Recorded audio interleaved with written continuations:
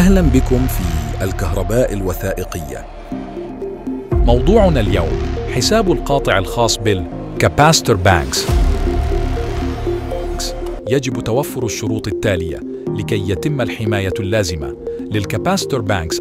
أولاً، أن يتحمل التيارات اللحظية الناتجة عن التوصيل والفصل للكاباستور بانكس. ثانياً، أن يتحمل الأوفرلود المتكرر بسبب الفولتج هارمونكس.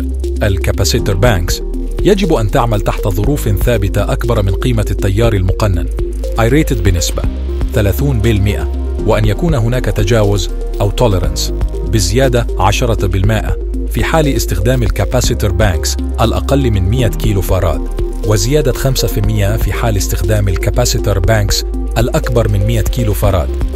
المعادلة الأولى هي ملخص قواطع الحماية أو السيركت بريكرز في حالة كاباسيتور بانكس الأقل من 100 كيلو فاراد.